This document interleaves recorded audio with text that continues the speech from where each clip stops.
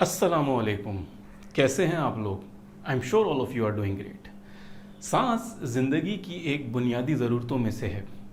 सांस का रवां दवां रहना ज़िंदगी के चलते रहने की अलामत है। सांस रुक जाए तो ज़िंदगी रुक जाती है। एक नॉर्मल एवरेज इंसान दिन में तकरीबन 20 से 22 हज़ार दफ़ा सांस लेता है। ये 20 से 22 हज़ार सांस हमारे जिस्म में तकरीबन 2000 गैलन ऑफ ब्लड को प्योरीफाई करते हैं, ऑक्सीजनेट करते हैं या उसको ज़िंदगी प्रोवाइड करते हैं। सांस हमारी बॉडी के इनवॉलेंटरी फंक्शंस, यानी वो फंक्शंस जिनको हम खुद डायरेक्टली कंट्रोल नहीं कर सकते, जैसे दिल का धड़कना, जैसे बॉडी टेम्परेचर, जैसे ब्लड प्रेशर, ये उस सिस्टम का एक हिस्सा होता है जिसको ऑटोनोमिक नर्वस सिस्टम कहते हैं। लेकिन सांस उसमें एक यूनिक कंपोनेंट है, क्योंकि सांस को हम खासी हद तक खुद कंट्रोल कर सकते हैं। लेकिन ज़िंदगी को कायम व दायम रखना ये सांस का एक बड़ा ही बुनियादी, बहुत ही बेसिक फंक्शन है। अगर सांस की साइंस को समझ लिया जाए तो हम सांस की कुछ प्रैक्टिसेस, कुछ टेक्निक्स के ज़रिए इससे बेइंतहा मज़ीद फ़वाइद हासिल कर सकते हैं। मसलन हम सांस की कुछ टेक्निक्स के ज़रिए अपने आप को काम, कंपोज्ड, रिलैक्स कर सकते हैं। हम सांस की कुछ टेक्निक्स के ज़रिए अपने आप को एनर्जाइज कर सकते हैं। सांस की कुछ टेक्निक्स हमें मेंटल क्लैरिटी प्रोवाइड कर सकती है। सांस की कुछ टेक्निक्स हमारी नींद को बेहतर बना सकती है। So on and so fourth. तमाम ही स्पिरिचुअल डिसिप्लिन्स में सांस को एक बुनियादी हैसियत हासिल रही है। एक्सरसाइज के डिसिप्लिन्स, चाहे वो मार्शल आर्ट हो या वो योगा, उसमें भी सांस एक बुनियादी कंपोनेंट की हैसियत रखता है। लेकिन मज़े की बात यह है कि ज़्यादातर लोग सांस के बारे में ना सोचते हैं और ना सांस सही तरीके से ले पाते हैं। कभी लोगों को सांस लेते हुए ऑब्जर्व करें, आप देखेंगे कि ज़्यादातर लोग अपने चेस्ट से सांस ले रहे हैं और चेस्ट के भी ऊपर वाले हिस्से से सांस ले रहे हैं, जिसका मतलब ये है कि लंग्स की पूरी कैपेसिटी को यूटिलाइज नहीं किया जा रहा। याद रखिए, लंग्स का सबसे ज़्यादा ब्लड रिच पोर्शन लंग्स का निचला हिस्सा होता है, जिस तक ब्रीदिंग या सांस को पहुंचाने के लिए ज़रूरी है कि सांस गहरी ली जाए और चेस्ट से, अपर चेस्ट से ना ली जाए। इस वीडियो में मैं आपको सांस की 3 टेक्निक्स बताऊंगा।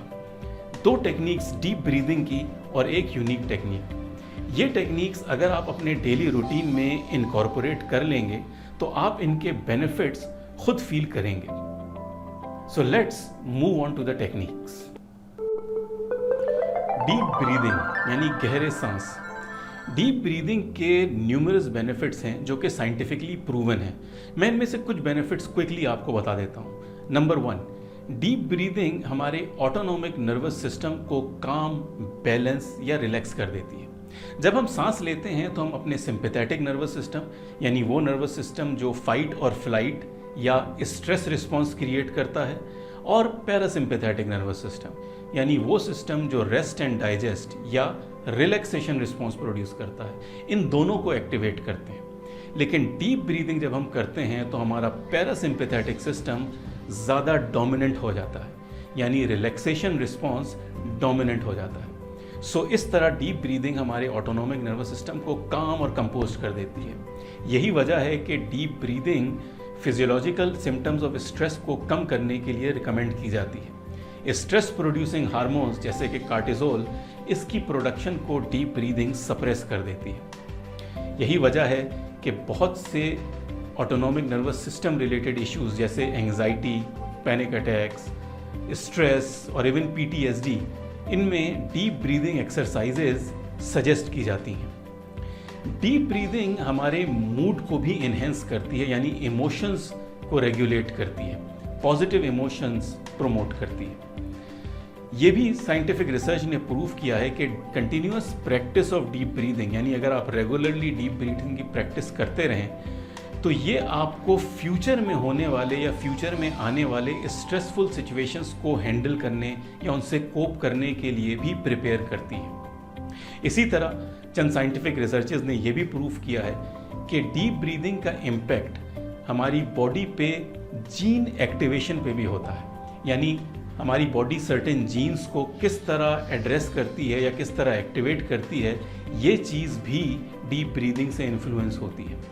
ये देखा गया है कि डीप ब्रीदिंग प्रैक्टिसेस उन जीन्स को एक्टिवेट या प्रोमोट करती हैं जो इंसुलिन या एनर्जी से रिलेटेड हैं, और उन जीन्स को डीएक्टिवेट या सप्रेस करती हैं जो एसिड रिस्पॉन्स से रिलेटेड है।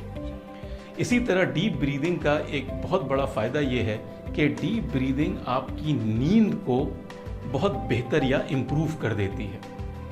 डीप ब्रीदिंग हमें मेंटल क्लैरिटी प्रोवाइड भी करती है। ये सारे वो बेनिफिट्स हैं जो आप डीप ब्रीदिंग की प्रैक्टिसेस को अपनी लाइफ का रेगुलर पार्ट बना के हासिल कर सकते हैं।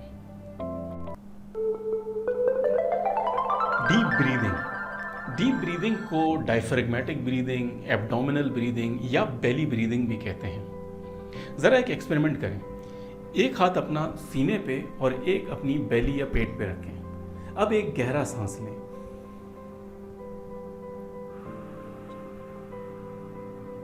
और नोटिस करें कि आपके किस हाथ ने ज़्यादा मूव किया है। अगर आप बाय लार्ज नॉर्मल लोगों की तरह हैं तो चांसेस इस बात के हैं कि आपके वो हाथ जो सीने पे रखा हुआ था उसने ज़्यादा मूवमेंट की है। ये डीप ब्रीदिंग का गलत तरीका है। इसका मतलब ये है कि आप डीप ब्रीदिंग भी अपने चेस्ट और अपर चेस्ट से कर रहे हैं, जबकि deep breathing lower abdominal portion तक की जाती है। कभी आप न्यूबॉर्न या इन्फेंट्स को या छोटे बच्चों को सांस लेता हुआ देखें तो आप फील करेंगे कि वो जब सांस लेते हैं तो सिर्फ उनका पेट ऊपर नीचे हो रहा होता है, as if they are exclusively breathing from the abdomen. That is the right way of deep breathing. Diaphragm एक डोम शेप का मसल है जो लंग्स के नीचे होता है और एब्डोमेन के ऊपर। जब हम ब्रीदिंग करते हैं तो ये सिकुड़ता और फैलता है। डीप ब्रीदिंग के लिए डायफ्राम का इस्तेमाल करना ज़रूरी है। डीप ब्रीदिंग की प्रैक्टिस करने के लिए थोड़ी सी आपको शुरू में एफर्ट करनी होगी, बट एक दफ़ा जब आपको ये समझ में आ जाए तो उसके बाद ये रेगुलरली करना आपके लिए कोई प्रॉब्लम नहीं होगी। चूँकि हम इसके आदी नहीं होते इसलिए शुरू में थोड़ी सी एफर्ट करने की ज़रूरत है। इसका तरीका ये है कि आप एक हाथ अपने चेस्ट और पेट पे रखेंगे।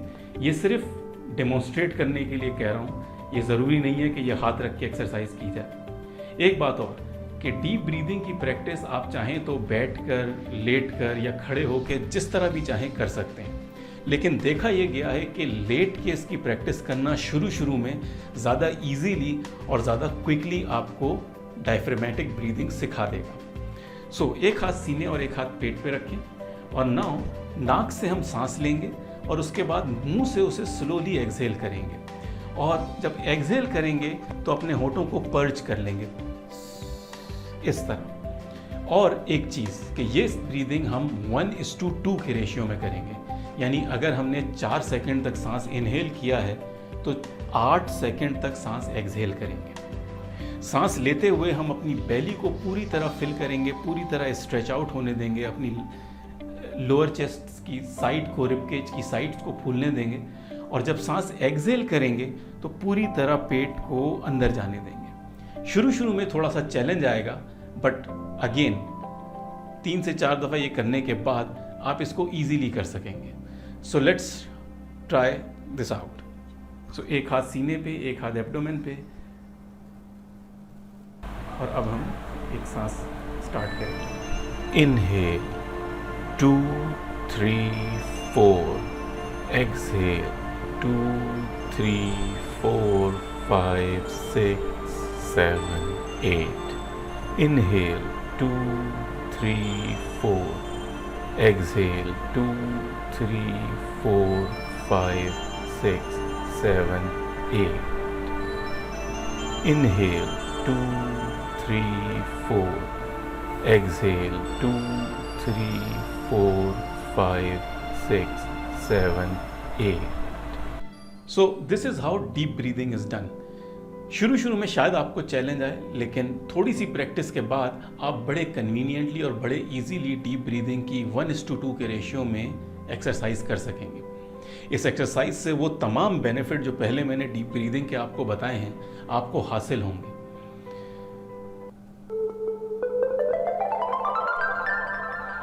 ओके, द नेक्स्ट ब्रीदिंग और deep breathing technique is called box breathing. Box breathing को स्क्वायर ब्रीदिंग भी कहा जाता है। इसके 4 कंपोनेंट होते हैं। इनहेल यानी सांस लेना, होल्ड यानी सांस रोकना, एक्सहेल सांस निकालना, और फिर होल्ड यानी सांस रोकना।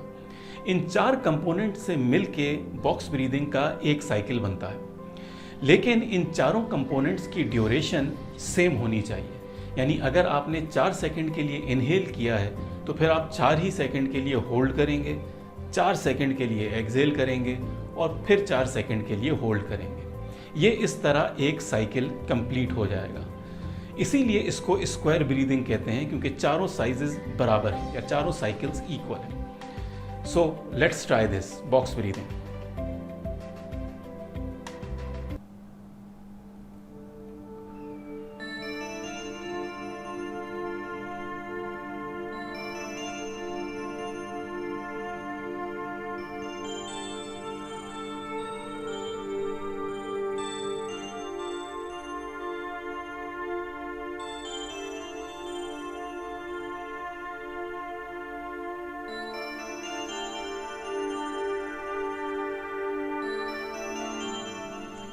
बॉक्स ब्रीदिंग के अगर आप दिन में 2 से स्टार्ट करें और 3 दफ़ा इसको सुबह दोपहर रात में प्रैक्टिस करें और 10 से 12 साइकिल्स कंप्लीट करें तो इससे भी वो सारे बेनिफिट आपको मिल जाएंगे जिनकी हमने पहले बात की है।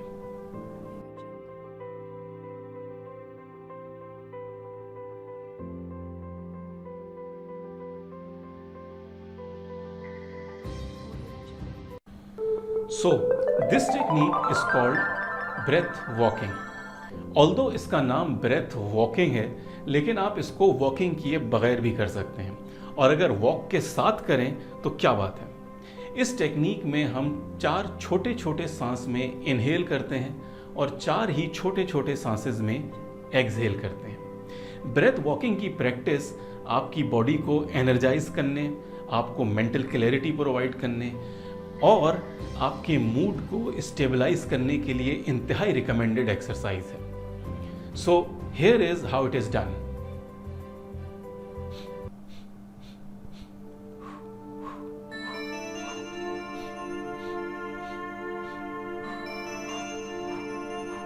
चार छोटे छोटे सांस मुंह से लेने हैं जिसमें इनहेल करेंगे, उसके बाद होंठों के जरिए 4 छोटे सांसेस से इनको एक्सहेल करना है। सो वंस अगेन ये इस तरह होती है।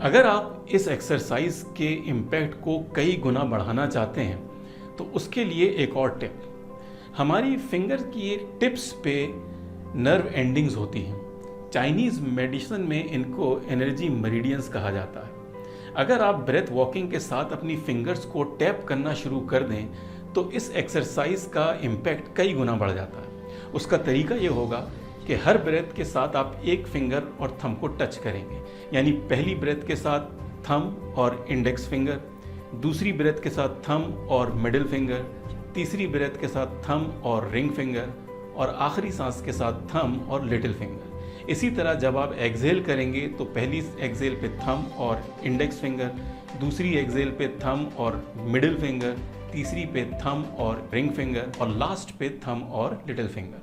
So here is how it is done.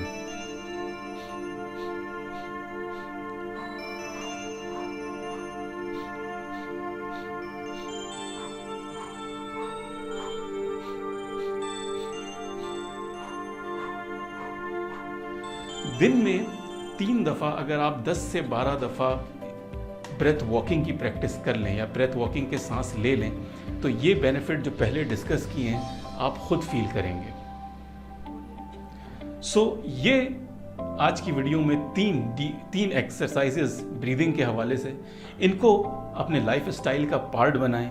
Daily basis पे 2 से 3 दफ़ा इनमें से जो भी आपको समझ में आती है वो ब्रीदिंग एक्सरसाइज करें और इनके न्यूमरस बेनिफिट अपनी ज़िंदगी में हासिल करें। Thanks for watching. Stay blessed.